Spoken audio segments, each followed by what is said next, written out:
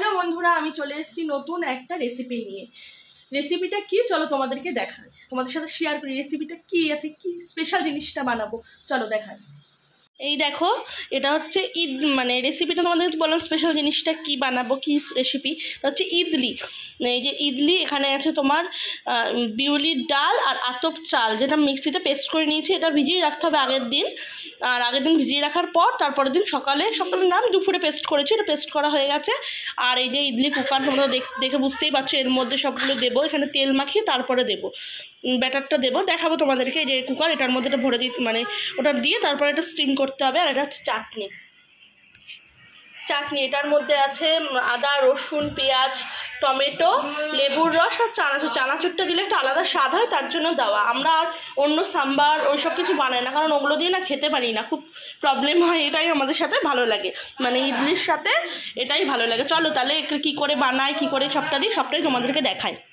এই দেখো, এখন সবগুলোর মধ্যে ব্যাটারটা দেওয়া হবে। এই দেখো, ব্যাটারটা মা দিয়ে দিচ্ছেন, কারণ আমি ভিডিও করছি, এখন ব্যাটারটা মা দিয়ে দেবে। এই দেখো, এইভাবে তেল মাখিয়ে নিচ্ছে, প্রতিটাতে তেল মাখিয়ে নেবে, একটুখানি তেল দিয়ে, সর্ষের তেল মাখিয়ে নিচ্ছে।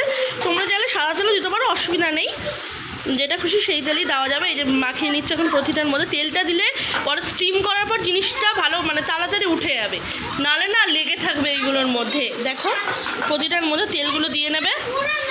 এই দেখো, ব্যাটারটা একটু ভালো করে মাখিয়ে নিয়েছে, কারণ অনেকক্ষণ আগে পেস্ট করে রেখেছিল।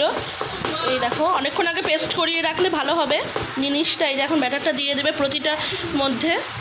এই দেখো, ঠিক এইভাবে দিয়ে দিতে হবে, প্রতিটা প্লেটের মধ্যে দিয়ে নেবে, কারণ আমাদের লোক বেশি, আমরা সবাই ভালোবাসি, এখন প্রতিটা প্লেটে এটা দিয়ে দেবে। তোমরা যেরকম খাবে সেই কটা প্লেট ব্যবহার করবে। এই দেখো, প্রতিটা প্লেটে এইভাবে দিয়ে নিতে হবে, তারপর এটাকে স্টিমে দিতে হবে।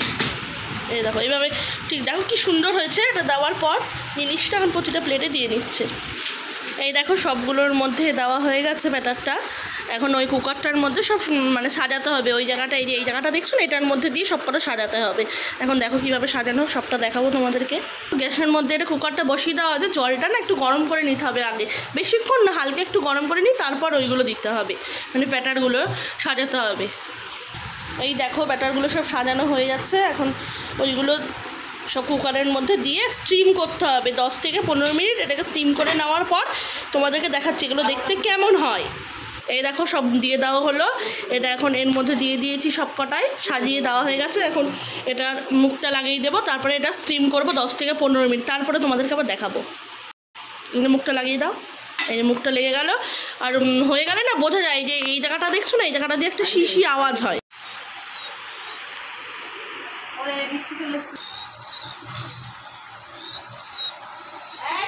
এই যে কমপ্লিট হয়ে গেছে, এই দেখো কমপ্লিট হয়ে গেছে, দেখো কি সুন্দর হয়েছে।